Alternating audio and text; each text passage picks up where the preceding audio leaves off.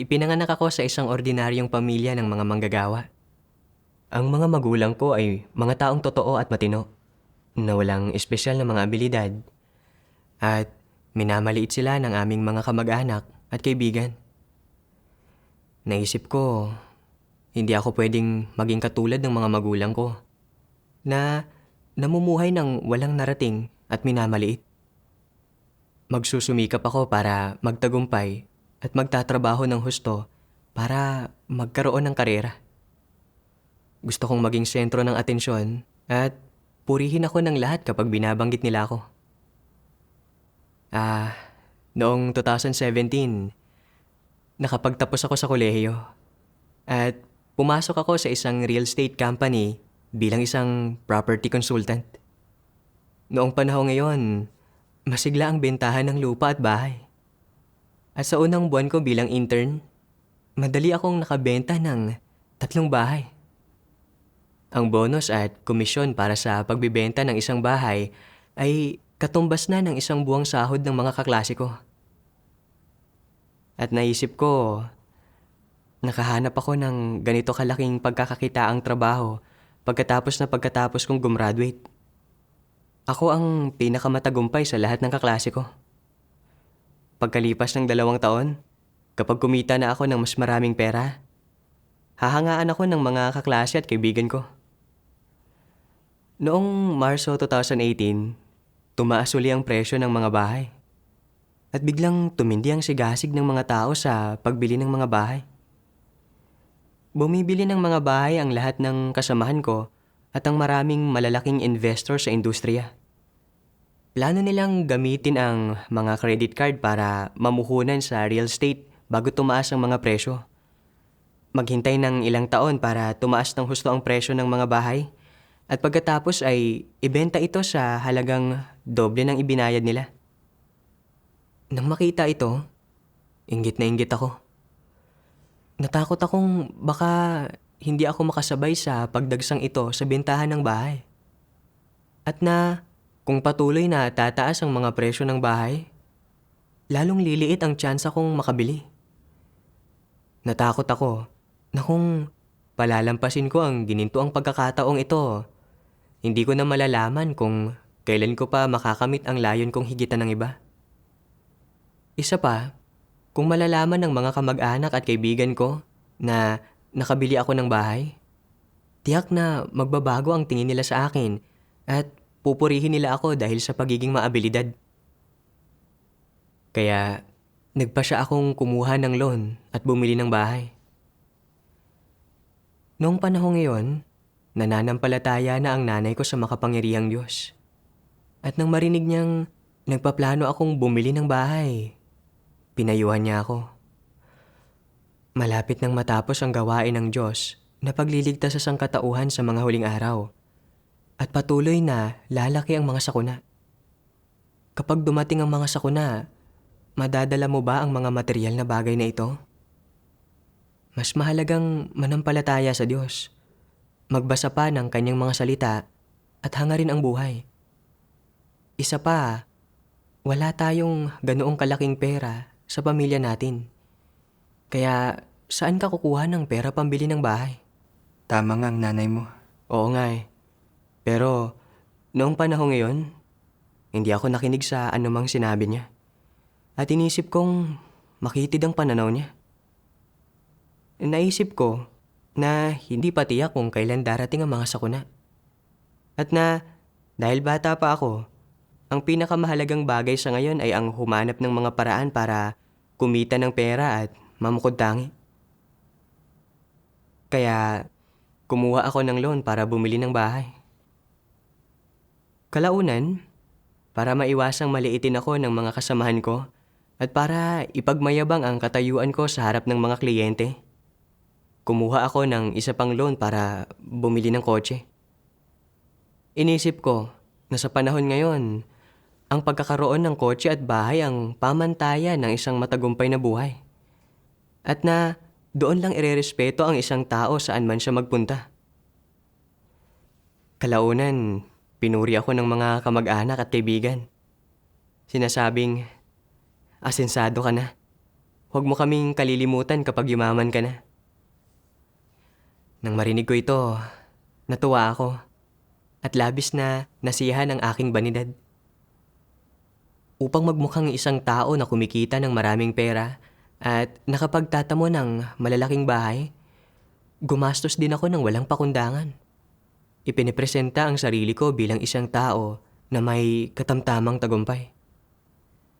Sa lahat ng malalaking restaurant at lugar ng libangan, saan man pumupunta ang mayayaman, naroon ako. Gumastos ako ng daan-daan, maging libu-libong yuan sa mga membership card na parang umiinom lang ng tubig. Sa ganoong paraan, pagkasahod ko, ipinambabayad ko agad iyon sa utang ko sa credit card at mga buwanang hulog. Minsan, wala akong maipon at kailangan ko pang mag-abono. Kaya patuloy na nagpapatong-patong ang mga bill ko sa credit card.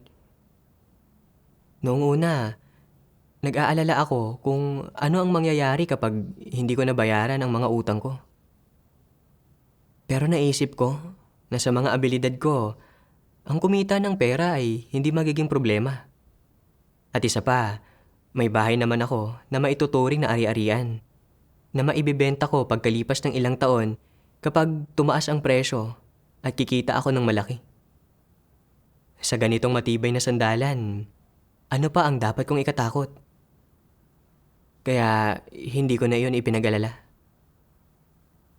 Pero laking gulat ko, noong katapusan ng 2019, lubusang dinurog ng isang aksidente ang maganda kong pangarap.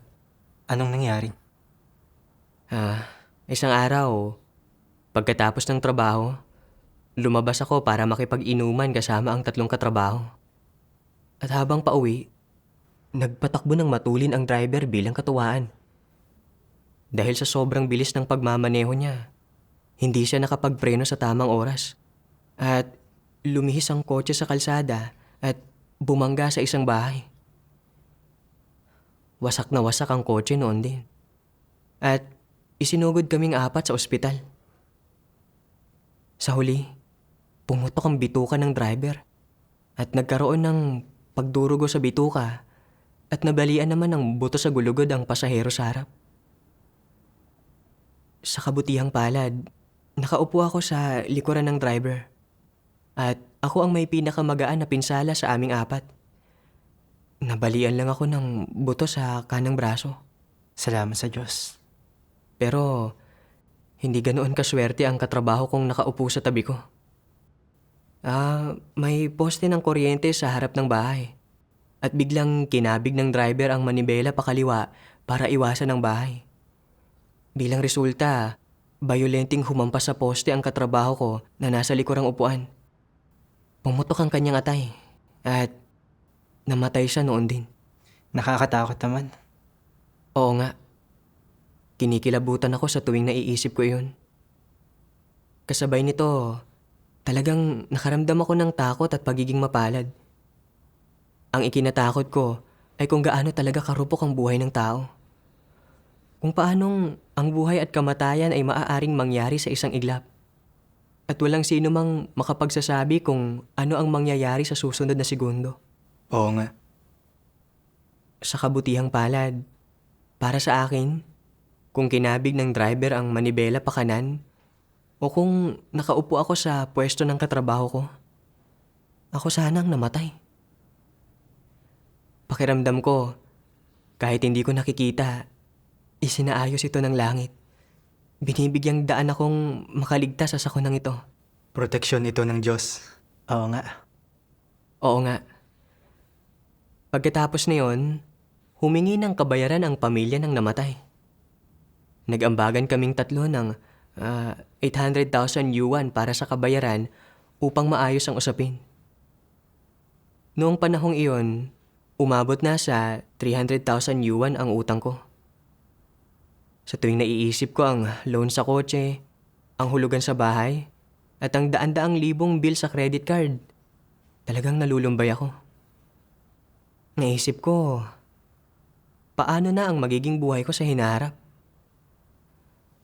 Pagkatapos masiraan ng loob sa ilang panahon, Nagpasya akong magpakatatag at ipagpatuloy ang pagbebenta ng mga bahay para kumita ng pera at mabayaran ng mga utang ko. Pero pagkatapos na yun, ang biglaang pandaigdigang pandemya ng COVID-19 sa simula ng 2020 ay nagbigay na naman ng isa pang nakamamatay na dagok sa buhay ko. Dahil sa matagalang lockdown sa lungsod, ang lahat ay naka-quarantine sa bahay. Walang tao sa sales office at biglang huminto ang bentahan. Kalaunan, para makatipid, binayaran lang ng kumpanya ang 50% ng sahod ng mga empleyado. Naisip ko, tapos na. Wala na akong magagawa para makabawi sa pagkakataong ito. Ni hindi ito sasapat kahit para sa buwan ng hulog ko sa kotse at bahay. At nariyan pa ang daan-daang libong bill sa credit card na iisipin. Kung titigil ako sa pagbabayad, kukunin ng bangko ang bahay at isusubasta ito. At kung hindi ko mababayaran ang utang ko, mabablacklist ang credit record ko. At mawawala sa akin ang lahat. Naisip kong ibenta ang bahay na kabibili ko lang. Pero nataon naman na nagdeklara ng bankruptcy ang developer at tumakas. Iniwang hindi tapos ang mga bahay at ang turnover ay naantala ng walang katiyakan. Para mabayaran ang buwan ng hulog sa kotse at bahay, wala akong ibang magawa kundi kumuha ng maraming installment plan sa mga credit card ko. Mula noon, nabigatan ako sa matataas na interes at nalugmok ang buhay ko sa kumunoy ng pagkakautang. Oo nga. Nabalitaan ko na noong pandemya, marami pa nga ang tumalon mula sa mga gusali dahil hindi na nila kinaya ang malalaking utang nila. Oo nga. Noong panahong iyon, nasiraan ako ng loob. Nawalan ng lakas ng loob na mabuhay. At lubos na nawalan ng pag-asa sa buhay. Madalas kong naiisip, ano pa ang saysay ng pagbili ng kotse at bahay? Ngayon, nakatenga lang ang kotse. At hindi tapos ang bahay at hindi maibenta. Kung namatay ako sa aksidenteng iyon sa kotse, ano ang saysay ng pagkakaroon ng kotse at bahay? Oo nga.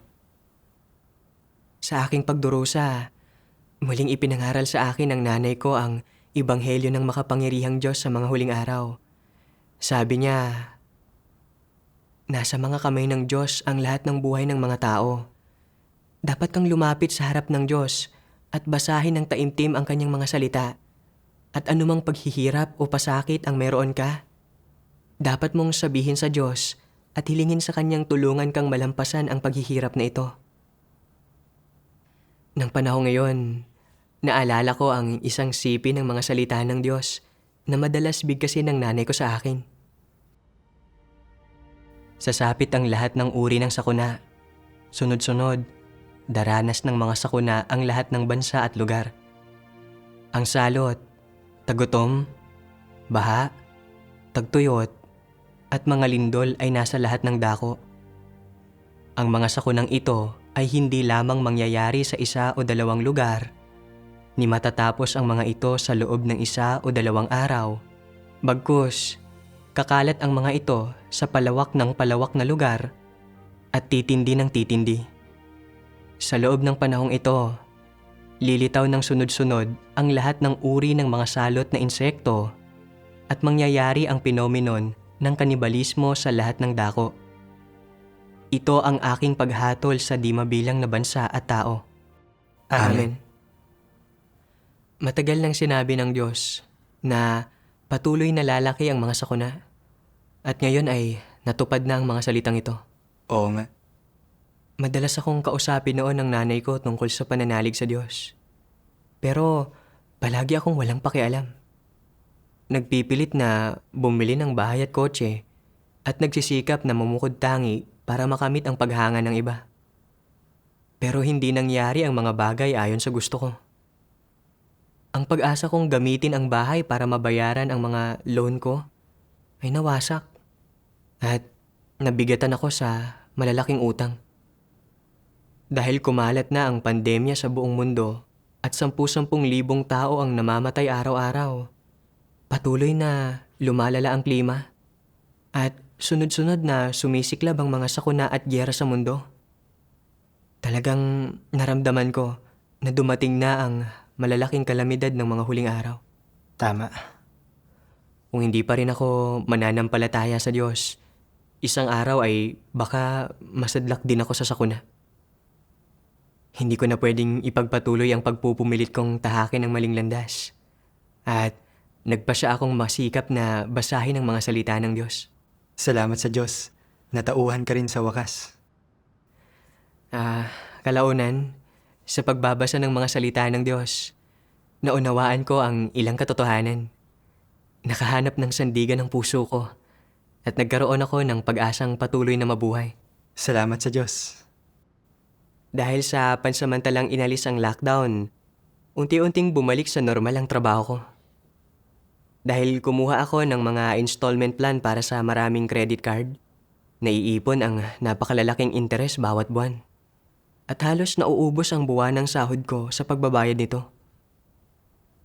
Noon ko lang napagtanto na kahit mukhang binabawasan ng installment plan ng bangko ang bigat ng babayaran ko noon, sa totoo lang ay isa itong labis na pagpapatubo. Oo nga. Pakiramdam ko ay nahulog ako sa walang hanggang hukay ng pagkakautang. At na kung magpapatuloy ang mga bagay ng ganito, hindi ko kailanman matatapos ang pagbabayad. At igugugol ko ang natitirang bahagi ng buhay ko sa pagsubok na bayaran ang mga utang ko. Habang tinitingnan ang mga buwanang bill, hindi ko mapigilang umiyak. Sa aking pasakit, tumawag ako sa Diyos. O Diyos, alam kong ang pananampalataya sa iyo ang tamang landas sa buhay. At handa akong taimtim na hangarin ang katotohanan. Pero ngayon, meron akong mga aktwal na paghihirap at hindi ko alam kung paano lulutasin ang mga ito. Sobrang sakit ng nararamdaman ko. Pakiusap, magbukas ka ng daan para sa akin. Amen. Kalaunan, nagkataong nakita ko online na pwedeng kumita ng pera sa pag-e-edit ng mga video. Kaya sinubukan kong mag-edit ng mga video online. Laking gulat ko, biglang sumikat ang isa sa mga video na ipinost ko. Pagkatapos niyon, ipinagpatuloy ko ang pag-e-edit ng mga video at pagpo-post ng mga ito sa mga platform. At sa loob ng 3 buwan, kumita ako ng halos 100,000 yuan. Nalubos na nagpagaan sa bigat ng problema ko sa pera. Salamat sa Diyos. Siguradong nakabawas ng malaki ito sa pasanin mo. Oo nga, labis akong naantig. Tunay kong naranasan ang pagkamakapangyarihan sa lahat at kataas-taasang kapangyarihan ng Diyos. Dininig ng Diyos ang mga panalangin ko at tinulungan akong malampasan ang mga paghihirap ko. Oo nga. At nagkaroon ako ng mas maraming oras para makipagtipon at magbasa ng kanyang mga salita. Kaya nagbitiw ako sa trabaho ng walang pag-aatubili. At naglaan ako ng mas maraming oras para dumalo sa mga pagtitipon habang nag-i-edit ng mga video. Mabuti naman. Hindi nagtagal, pagkatapos kong magbitiw, isinaayos ng leader na gumawa ako ng mga tungkuling nakabatay sa teksto. At talagang nasabik ako. Dumadalo ako sa mga pagtitipon at ginagawa ang mga tungkulin ko sa araw. At nag-e-edit ako ng mga video sa gabi para kumita ng pambayad sa mga utang ko. Kalaunan, dumami ang mga artikulong kailangang suriin. At wala na akong mahanap na oras para mag-edit ng mga video. Mula sa pagpo-post ng video kada 2 araw, naging 1 beses na lang kada 5 araw.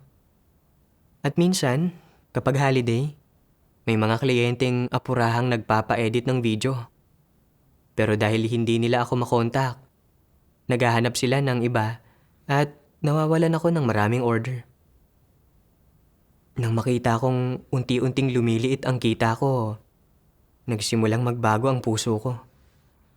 Naisip ko, talagang nakaaabala sa oras ko ang tungkulin ko. Sa wakas ay nakuha ko na ang pagkakataong ito para kumita at baka ito na ang tanging tuntungan ko para makabangon. Kung itutuloy ko ito ng 1 o kalahating taon pa, hindi ko lang mababayaran ang lahat ng utang ko. Magiging malaya rin ako sa pinansyal at muling hahangaan ng mga kaibigan at kamag-anak ko. Kung palalampasin ko ang pagkakataong ito na kumita, sino ang makaalam kung gaano katagal pa akong maghihintay? Hindi ko ito basta-basta mapapakawalan. Isa pa, kapag kumita lang ako ng sapat na pera, saka lang mapapanatag ang loob ko na gampanan ng maayos ang mga tungkulin ko. Kung hindi, mananatili akong namomroblema sa utang at hindi ako makatutuon sa mga tungkulin ko. Kalaunan, kahit ginagawa ko ang mga tungkulin ko araw-araw, sa puso ko, patuloy kong iniisip kung paano gumawa ng script para sa mga video. Pagka-uwi ko, uupo ako sa harap ng computer para mag-ipon ng mga materyales at mag-edit ng mga video. At hindi na ako nag-aabalang maglaan ng oras para magsuri ng mga artikulong ipinadala ng mga kapatid sa akin. Hindi ba nito maantala ang mga tungkulin mo? Naantala nga. Wala akong naipasang kahit isang artikulo sa loob ng 3 buwan. Tapos, pinagnilayan mo ba ang problema mo? Hindi. Isang araw, noong Pebrero 2023, inimbitahan ako ng isang video platform na gumawa ng video. Natapos ko ang video sa loob lang ng 4 na oras. At laking gulat ko, pagka-post ng video, bigla itong sumikat. At sa loob ng 7 araw, kumita ako ng netong 130,000 yuan na naging daan para mabayaran ko ang kalahati ng utang ko. Isa talaga itong tukso? Oo nga. Naisip ko, sa ganitong bilis ng pagkita ng pera, kung magsusumika pa ako ng 6 na buwan, mababayaran ko na ang lahat ng utang ko. At pagkatapos ay makakamit ko uli ang kasikatan at pakinabang. At makukuha ang paghanga ng mga kaibigan at kamag-anak ko. Makababalik ako sa dati kong marangya at hinahanga ang pamumuhay. Hindi ko mapalalampas ang ganitong pambihirang pagkakataon. Kailangan kong samantalahin ang lahat ng oras para kumita at bawasan ang oras na ginugugol ko sa mga tungkulin ko. Pero, nang mag-isip ako sa ganitong paraan, hindi ako mapalagay. Naalala ko noong baon ako sa utang, wala nang mapuntahan at pakiramdam ko ay mas mabuti pang mamatay na lang. Ang biyaya ng Diyos ang umakay sa akin sa landas ng pananalig. Nanalangin ako sa Diyos, hinihiling sa Kanyang buksan ang 100 para sa akin at tulungan akong malampasan ang mga paghihirap ko. At nagpasya akong manampalataya ng wasto sa Diyos at hangarin ang katotohanan. Ngayon, nagbukas ang Diyos ng 100 para sa akin at tinulungan akong mabayaran ang malaking bahagi ng utang ko. Kung ipagpapatuloy ko ang paghahangad sa pera, kasikatan at pakinabang, hindi ba't nililinlang ko ang Diyos? Naisip ko rin kung paanong sinubukan ko ang lahat ng paraan para kumita ng pera sa paghahangad ng kasikatan at pakinabang. At sa huli, hindi lang ako nabigong kumita. Kundi malaki pa ang nawala sa akin dahil sa aksidente sa sasakyan. Ngayon, kumita ako ng halos pang 1 taong halaga ng pera mula sa isang video na tinapos ko sa loob lang ng 4 na oras. Ang lahat ng ito ay dahil sa pagkamakapangyarihan sa lahat at kataas-taasang kapangyarihan ng Diyos. Oo nga. Nakita ko na ang halagang kikitain ng isang tao sa buong buhay niya ay pauna nang inorden lahat ng Diyos. Kapag hindi pa panahon para kumita siya, kahit magbanat pa siya ng buto sa pagkita ng pera, mawawala ito sa iba't ibang paraan. Pero kapag tamang panahon na para kumita siya, makukuha niya ito ng halos walang kahirap-hirap. Tama. Gusto kong laging umasa sa sarili kong mga abilidad para kumita ng maraming pera. Pero kung hindi ako nakatadhanang magkaroon ng maraming pera, kahit gaano pa ako magsumikap, mawawalan lang ito ng saysay sa huli. Ganyan nga talaga. Nang maisip ko ito, nagdasal ako agad.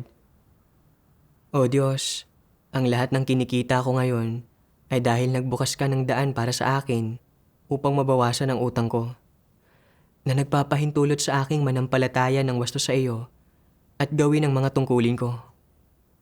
Pero sa harap ng tukso ng pagkita ng pera, hindi ko lang talaga ito mabitawan. Gabayan mo nawa ako at tulungang maunawaan ang iyong mga layunin at makahanap ng landas ng pagsasagawa. Amen. Kalaunan, nabasa ko ang mga salita ng Diyos at nalaman ko kung paano magsagawa. Sabi ng makapangyarihang Diyos, matagal nang sinabi ng Diyos sa mga tao na dapat silang makontento na sa pagkakaroon lang ng pagkain at damit. Anumang trabaho o propesyon ang iyong ginagawa, huwag mo itong ituring bilang isang karera at huwag mo itong tingnan bilang isang tuntungan o isang paraan para manguna sa mundo o yumaman at mamuhay ng komportable. Anumang trabaho o propesyon ang iyong ginagawa ay isa lamang paraan para ikaw ay makapaghanap buhay. Hanggat kaya nitong suportahan ang isang normal na buhay at garantiyahan ang iyong 3 beses na pagkain sa isang araw at mga pangunahing pangangailangan, dapat kang makontento. Hindi ka dapat magkaroon ng mga maluhong ekspektasyon sa iyong mga pangangailangan sa pamumuhay. Kung maharap ka sa mga espesyal na sitwasyon at magkaroon ng ilang pansamantalang suliranin, maaari mong subukang kumuha ng isa pang trabaho para malutas ang iyong mga agarang pangangailangan. Katanggap-tanggap ito. Anumang trabaho ang iyong ginagawa, hanggat ito ay maayos at naaayon sa batas at hindi hahantong sa anumang gulo o demanda, maaari mo itong gawin. Huwag kang gumawa ng ilang mapanganib o iligal pa nga na mga bagay para matugunan ang iyong mga maluhong pagnanais ng laman, na dahil dito ay mahuhulog ka sa tukso o mapupunta sa isang kumunoy. Mapanganib iyon. Sa hindi gaanong malulubhang kaso, maaari kang masadlak sa isang krisis sa utang. Sa mas malulubhang kaso, maaari kang mapunta sa bilangguan at sa natitirang bahagi ng iyong buhay, magiging mahirap para sa iyo na makabangon muli. Masyadong magiging problematiko iyon. Kung gagawin ito ng isang mananampalataya sa Diyos, sisirain niya ang kanyang pagkakataong makamit ang kaligtasan. Merong isang sipi sa Biblia na nagsasabing, at kung tayo ay may pagkain at pananamit, ay masisiyahan na tayo sa mga ito.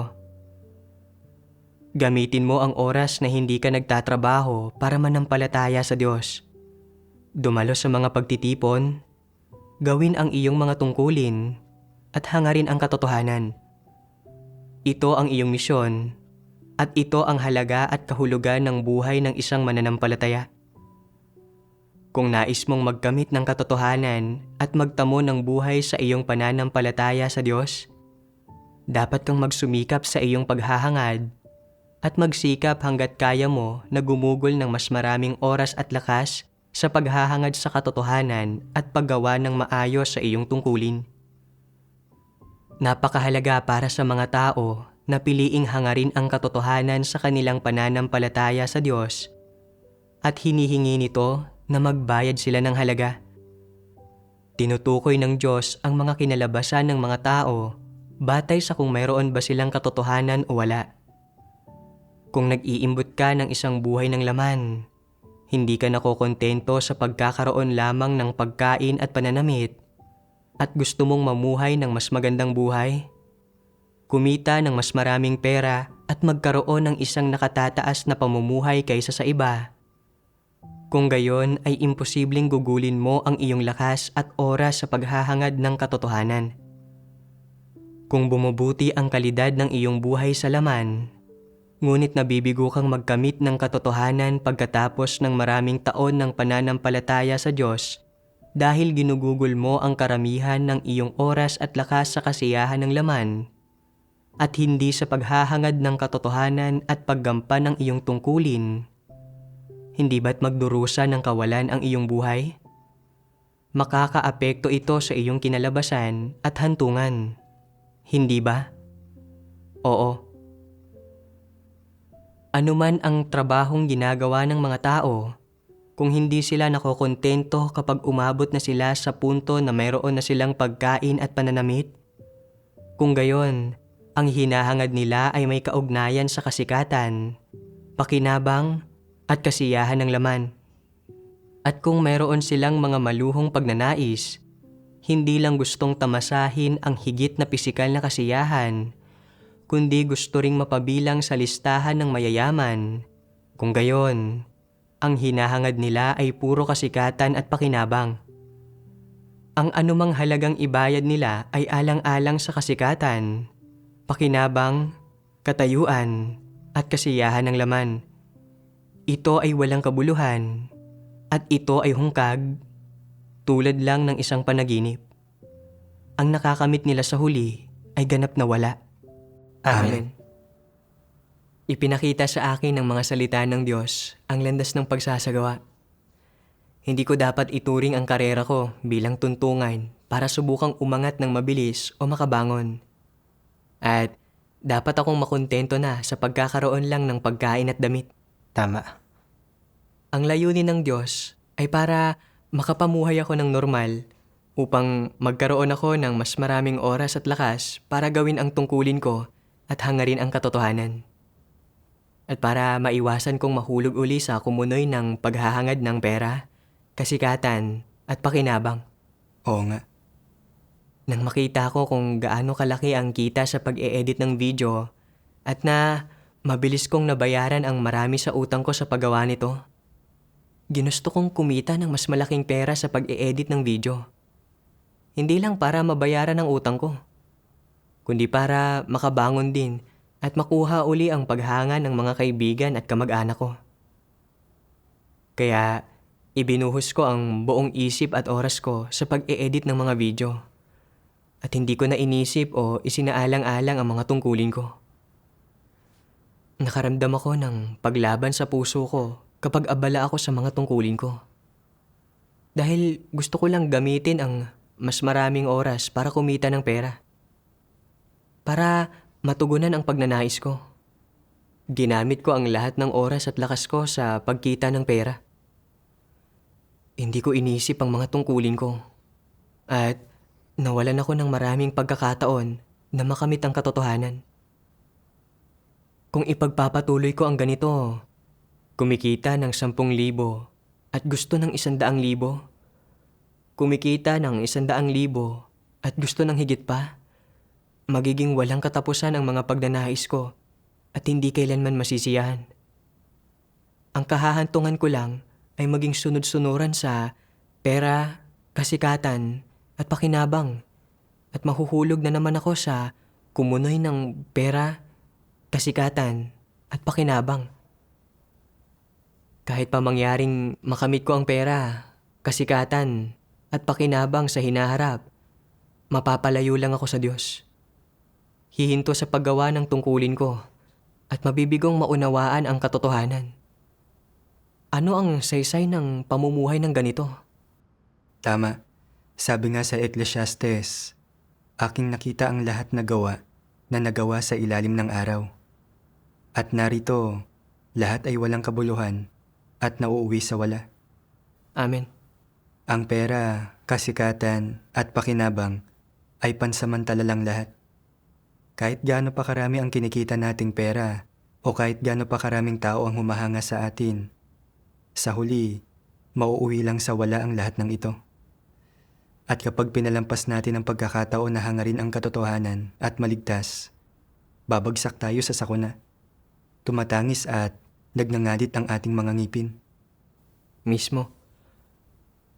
Sa pagbabalik tanaw, noong ako ay walang magawa at walang pag-asa, ang gabay ng salita ng Diyos ang nagbigay sa akin ng pag-asang mabuhay. At nang harapin ko ang napakalaking utang at wala nang mapuntahan, nagbukas ang Diyos ng daan para sa akin na nagbigay kakayahan sa aking kumita ng pera at lutasin ang mga tunay kong paghihirap at magkaroon ng oras at lakas na gawin ang tungkulin ko. Oo nga. Pero ngayon, Sa harap ng tukso ng pera, gusto ko na namang kumita ng malaking pera at mamukod tangi. Naging pabasta-basta pa ako sa tungkulin ko at inantala ang gawain. Malinaw na matutupad ko naman ng maayos ang tungkulin ko nang hindi naaantala ang pagbabayad ng utang. Pero hindi ako nakontento. At sa harap ng paulit-ulit na mga tukso na kumita ng pera, isinantabi ko ang aking tungkulin. Talagang wala akong konsensya. Nilabag ko ang pasyang ginawa ko sa Diyos. Ang lahat ng sinabi ko ay panlilin lang sa Kanya. Talagang hindi ako karapat-dapat mabuhay. Hindi na ako pwedeng patuloy na maghabol sa malaking pera at kailangan kong ilaan ang lakas ko sa aking tungkulin. Makahahanap ako ng oras para mag-edit ng mga video para kumita at mabayaran ang mga utang ko basta't hindi nito mahahadlangan ang aking tungkulin. Kalaunan, nagsimula akong makaramdam ng pasanin sa aking tungkulin. Natapos kong suriin ang mga natambak na artikulo at nagawa kong ibuhos ang aking puso sa mga pagtitipon. Salamat sa Diyos. Salamat sa Diyos. Kalaunan, nabasa ko ang isa pang sipi ng salita ng Diyos. At nagkamit ako ng kaunting pagkaunawa sa pinakaugat ng pagkapit ko sa kayamanan, kasikatan, at pakinabang. Sabi ng makapangyarihang Diyos, sa katunayan, gaano man kaingrande ang mga adhikain ng tao, gaano man kamakatotohanan ang mga pagnanais ng tao, o gaano man maaaring kaangkop ang mga ito, ang lahat ng gustong matamo ng tao, ang lahat ng hinahangad ng tao, ay hindi mapaghihiwalay na nauugnay sa dalawang salita. Ang dalawang salitang ito ay lubhang mahalaga sa bawat tao sa buong buhay nila, at ang mga ito ay mga bagay na binabalak na ikintal ni Satanas sa tao.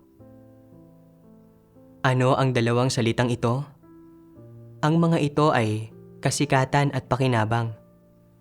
Gumagamit si Satanas ng isang napakabanayad na paraan, isang paraan na lubos na naaayon sa mga kurukuro ng mga tao at na hindi masyadong agresibo para tanggapin ng mga tao nang hindi nila namamalayan ang mga paraan at batas nito ng pananatiling buhay. Magkaroon ng mga layon sa buhay at direksyon sa buhay at magtaglay ng mga adhikain sa buhay. Gaano man tila katayog pakinggan ang mga paglalarawan ng mga tao sa kanilang mga adhikain sa buhay, ang mga adhikain na ito ay palaging umiikot lamang sa kasikatan at pakinabang. Ang lahat ng hinahabol ng sinumang dakila o sikat na tao, o sa katunayan, ng sinumang tao sa buong buhay niya ay nauugnay lang sa dalawang salitang ito, kasikatan at pakinabang. Iniisip ng mga tao na sa sandaling magkaroon sila ng kasikatan at pakinabang, may kapital sila para magtamasa ng mataas na katayuan at malaking kayamanan at upang magsaya sa buhay. Iniisip nila na sa sandaling mayroon na silang kasikatan at pakinabang, may kapital na sila para maghangad ng kasiyahan at tamasahin ng walang pakundangan ang laman. Alang-alang sa kasikatan at pakinabang na ito na ninanais nila, ang mga tao ay kusang loob at di namamalayang ibinibigay kay Satanas ang kanilang mga katawan, puso at maging ang lahat ng mayroon sila, kasama na ang kanilang kinabukasan at kapalaran. Ginagawa nila ito ng walang reserbasyon, niwala ni isang sandali ng pagdududa, at kailanman ay hindi naiisip na bawiin ang lahat ng minsang mayroon sila. Mapapanatili ba ng mga tao ang anumang kontrol sa kanilang mga sarili sa sandaling isuko na nila ang kanilang sarili kay Satanas at maging tapat dito sa ganitong paraan? Tiyak na hindi. Sila ay ganap at lubos na kontrolado ni Satanas. Sila ay ganap at lubos na nalugmok sa putikang ito at hindi magawang mapalaya ang kanilang mga sarili. Kapag ang isang tao ay nasadlak sa kasikatan at pakinabang, hindi na niya hinahanap kung ano ang maliwanag, ang makatarungan, o ang mga bagay na iyon na maganda at mabuti. ito ay dahil masyadong malakas ang pang-aakit sa mga tao ng kasikatan at pakinabang. At ang mga ito ay mga bagay na pwedeng hangarin ng mga tao ng walang katapusan sa buong buhay nila at maging magpasawalang hanggan. Hindi ba't ito ang aktual na sitwasyon? Amen. Matapos basahin ang mga salita ng paglalantad ng Diyos, naunawaan ko na ang ugat ng palagian kong pagnanais na kumita ng mas maraming pera at hangaan ay dahil mahigpit akong nakagapos sa kasikatan at pakinabang. Mula pagkabata, nakita kong minamaliit ng mga kamag-anak at kaibigan ang mga magulang ko. At naramdaman kong talagang walang dignidad ang mamuhay ng ganito. At kaya, nagpasya akong kailangan kong magsumika para umasenso at tingalain ako. Namuhay ako sa mga laso ni Satanas na nagsusumikap ang tao na umangat, dumadaloy ang tubig pababa, at mamukod tangi. Nang makita ko ang iba na namumuhunan sa pagbili ng mga bahay at nagtatamo ng parehong kasikatan at pakinabang, ninais ko ring gamitin ang paraang ito para mamukod tangi at makamit ang paghanga ng mga kaibigan at kamag-anak. Malinaw na wala akong kakayahang pinansyal. Pero hindi ako nag-atubiling kumuha ng loan para bumili ng bahay at kotse. At gumastos din ako ng malaki sa pamimili. Madalas pumunta sa iba't ibang mamahaling lugar at bumibili ng mga luho. Ipinipresenta ang sarili ko bilang isang taong matagumpay. Kahit na mukhang masagana at walang katapusang marangya ang buhay ko, sa likod nito ay nabibigatan ako sa mga bayarin na may mataas na interes. Para makuha ang paghanga ng iba, naging napakamapagpaimbabaw ko. At paulit-ulit kong tinanggihan ang pagliligtas ng Diyos. Oo nga. Kumuha ako ng mga loan para bumili ng kotse at bahay. Naiipon ang daan-daang libong utang. At pagkatapos ay dumanas ako ng dobleng dagok ng aksidente sa sasakyan at ng pandemya. Ginugol ko ang mga araw ko sa pagpiga ng isip ko kung paano mangungutang sa iba para mabayaran ang ibang utang. Noong panahon ngayon, tuliro ako dahil sa utang at pumuti ang buhok ko sa pag-aalala. Pakiramdam ko ay mas mabuti pang mamatay na lang. Matapos kong manampalataya sa Diyos, nagbukas siya ng daan para sa akin. Binibigyan ako ng mas maraming oras para sa mga pagtitipon at para gawin ang mga tungkulin ko. Pero nang makakita ako ng pagkakataong kumita ng pera, ginusto kong hangarin ang pera, kasikatan at pakinabang. Sa karanasang ito, patuloy kong hinangad ang pera, kasikatan at pakinabang. At kahit na bugbog sarado na ako sa hirap, hindi ko pa rin alam kung paano tumalikod. Naging lubhang matigas ang kalooban ko. Sa harap ng pagliligtas at pagtataas ng Diyos, hindi lang sa hindi ko ito pinahalagahan, kundi inisip ko pang inaantala ng mga tungkulin ko ang pagkita ko ng pera. At muntik ko nang mapalampas ang pagkakataong hangarin ng katotohanan at mailigtas. Oo nga. Sa wakas ay napagtanto ko na ang paghahangad ng pera, kasikatan at pakinabang ay isang landas na walang balikan. At na kung hindi ako magbabago, magiging ganap akong kasama ni Satanas sa kamatayan. Tama yan. Kung hindi inilantad ng Diyos ang mapanganib na kahihinatnan ng paghahangad ng kasikatan at pakinabang, walang sino man ang makakakita rito ng malinaw. Oo nga. At magiging sunod-sunuran na lang ang lahat ng tao sa pera, kasikatan at pakinabang. At sa huli, lubusan na silang lalamunin ni Satanas. Mismo. Nagnilay-nilay ako. Anong klaseng buhay ang tunay na may halaga at makabuluhan? Binasa ko ang mga salita ng Diyos. Hindi lamang basta nagbabayad ng halaga ang Diyos para sa bawat tao sa mga dekada mula sa kanilang pagsilang hanggang sa kasalukuyan. Tulad ng pagtingin dito ng Diyos, Di mabilang na beses ka nang nakarating sa mundong ito at di mabilang na beses ka na ring muling isinilang.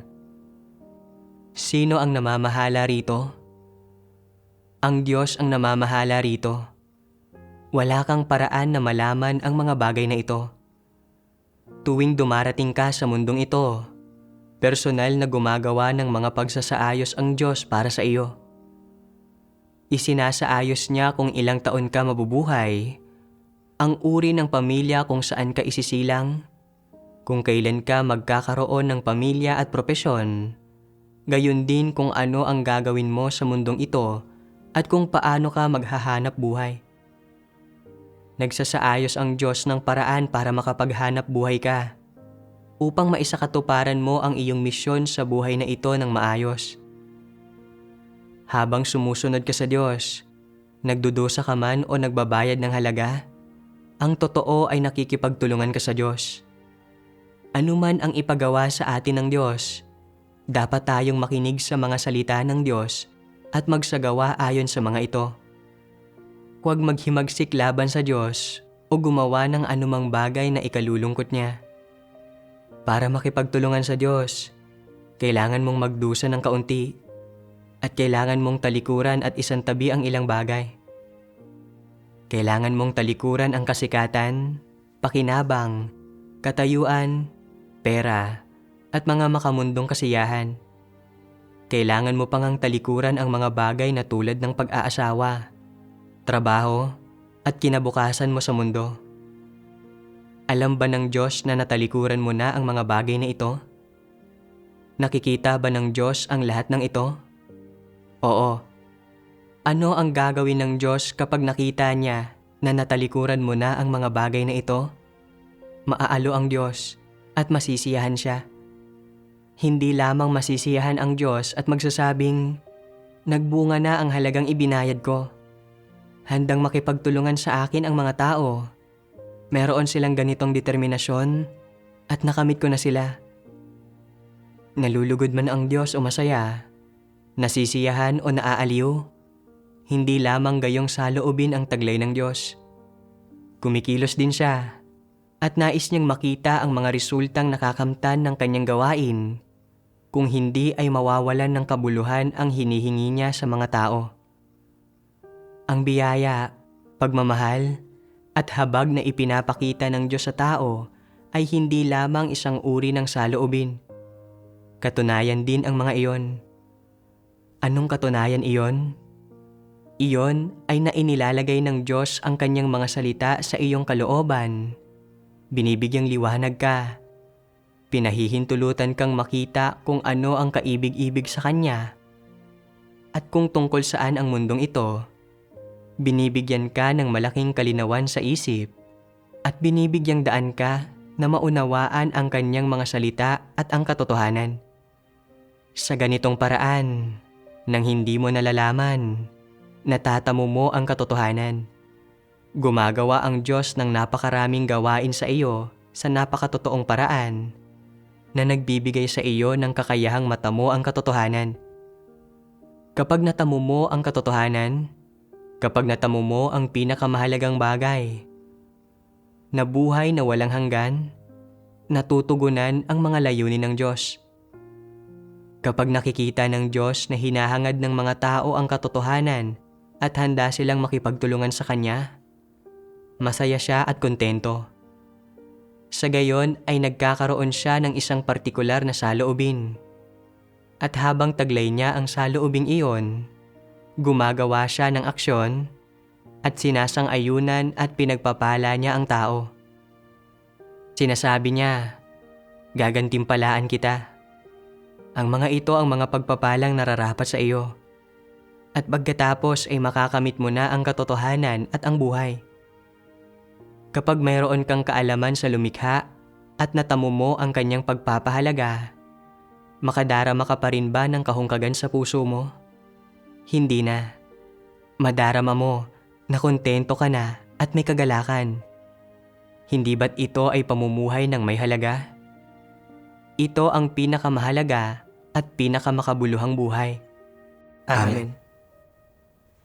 Matapos basahin ang mga salita ng Diyos, naunawaan ko na ang pamilyang kinabibilangan ko at ang panahon kung kailan ako mananampalataya sa Diyos at gagawin ang mga tungkulin ko ay matagal nang isinaayos lahat ng Diyos.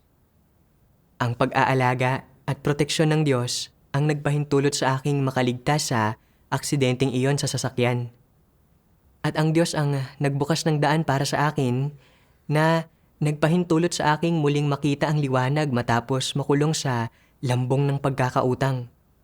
At magkaroon ng pagkakataong tuparin ng maayos ang mga tungkulin ng isang nilikha.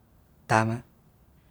Kung wala ang proteksyon ng Diyos, matagal na sana akong napinsala ni Satanas. Binigyan din ako ng direksyon sa buhay ng mga salita ng Diyos na nagpapahintulot sa aking maunawaan na ang paghahangad lamang sa katotohanan at pagtupad ng maayos sa aking mga tungkulin para bigyang kasiyahan ang Diyos ang tunay na makabuluhan at may halaga. Natamasa ko ng labis ang biyaya at mga pagpapala ng Diyos. Totoo iyan. Sa paggawa natin ng ating mga tungkulin, matutuklasan natin ang ating mga pagkukulang. Makikilala natin ang ating mga tiwaling disposisyon at sa huli ay makakamit natin ang katotohanan. Ito talaga ang pinakamakabuluhang bagay. Oo nga. Sa pag-iisip nito, nagpasya akong ilaan ang sarili ko ng buong puso sa aking mga tungkulin. At basta't hindi nahahadlangan ang aking tungkulin, makahahanap pa rin ako ng oras para mag-edit ng mga video para kumita ng kaunting pera. Sapat lang para mabayaran ang aking buwan ng hulog at mga gastusin sa buhay. Tama. Salamat sa Diyos. Makalipas ang 2 buwan, nahalal ako bilang leader ng iglesia. Nakita ko na ang pagiging leader ay may kaakibat na mas maraming trabaho at alalahanin kaysa sa pagsusuri ng mga artikulo. At nangangailangan din ito ng mas maraming oras at lakas. Mangangahulugan ito na patuloy na mababawasan ang mga pagkakataon kong kumita ng pera. Pero sa pagkakataong ito, handa akong unahin ang mga tungkulin ko. Kaya inilaan ko ang sarili ko sa aking mga tungkulin. Salamat sa Diyos. Ganap na nakamit ang resultang ito dahil sa mga salita ng Diyos. Tama. Laking gulat ko. Makalipas ang 3 buwan, habang inaasikaso ko ang refund ng aking personal income tax sa telepono ko, nakita ko na ang refund na 20,000 yuan ay direktang idiniposito sa account ko. Nasakto para malutas ang isyu ng hulog ko sa bahay sa loob ng mahigit kalahating taon. Salamat sa Diyos. Salamat sa Diyos.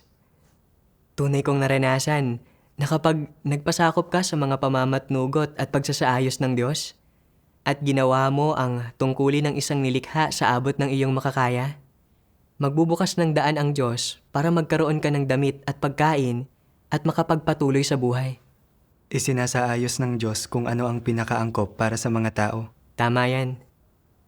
Matapos pagdaanan ng karanasang ito, naunawaan ko na ang mga material na bagay tulad ng pera, kasikatan at pakinabang ay pansamantala lang.